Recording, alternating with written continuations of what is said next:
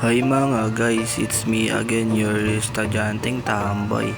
Maaga nga pala akong tinanghali ng gising dyan guys. Siyempre, sign of pass muna tayo mga guys. Pagkatapos ko nga magdasal guys at magpasalamat ay nagligpit na nga ako dyan.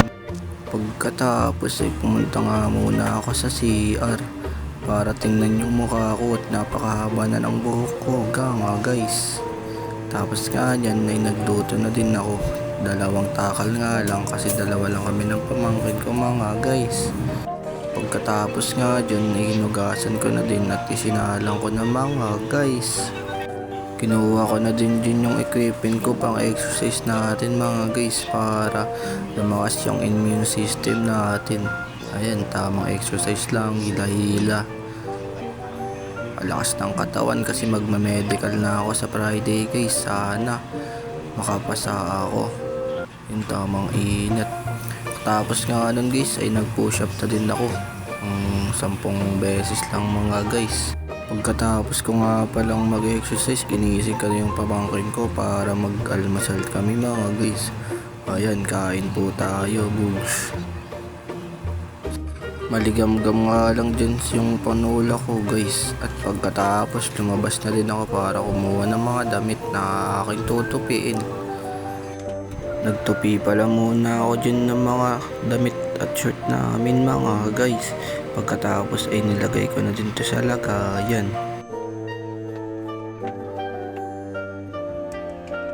Pagkatapos nga yun ay nagpainit na din ako ng kawali at nilagyan ko to ng mantika. Ayan mga guys, nagprito na din ako ng hotdog para sa ulam ng kapamangkin ko. Ayan na mga guys, at munggo yung ulam ko, bumili ako sa labas. Sal muna bago mag-pray, sabi ko sa kanya. Ayan guys, kain po tayo. Pagkatapos ko pong kumain, ay naghugas na po ako dyan.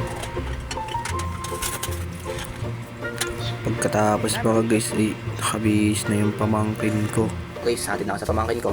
Tapos tatry ko kung makakabidyo ako doon kasi medyo umuulan ngayon. So baka di ako makadala ng cellphone. Pero tatry ko pa rin guys. So kita-kits po. Pero dito po pala yung pamangkin ko. Hi guys, papasok na ako. So ayun guys, papasok na kami ulit at ihahatid ko siya. So kita-kits doon guys pag nakabidyo ko. Let's go. Yan po pala dito sa amin kaya nag-tricycle na kami ng pamangkin ko. So ayun guys, napakalakas ng ulan. Tapos nag-tricycle na kami. Tapos pababa ako. Kasi mag-CR yung pamangkin ko guys.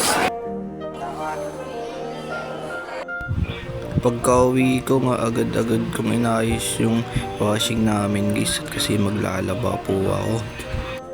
Ayan, kinuha ko na yung mga labahan ko tapos nilagay ko sa washing ng isa-isa. Ayan, lagyan muna natin yung sabon at ng Sondrox. Tapos pindutin na natin guys at antay na tayo ng 1 oras. Habang nag-aantay ay napag-isipan ko munang mag-gitara dyan mga guys. Akala ba dapat talaga ay marunong siyang mag-gitara?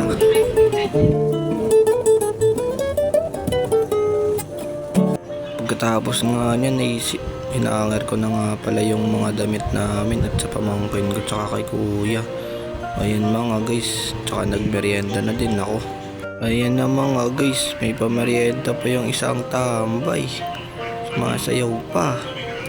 So ayan guys, yun lang ang ginagawa ko sa buong araw na to guys. Di na po ako nakapag-video dahil kasi sa kadahilan ng daming tao guys, tsaka nag-uulan, baka mabasa yung phone ko.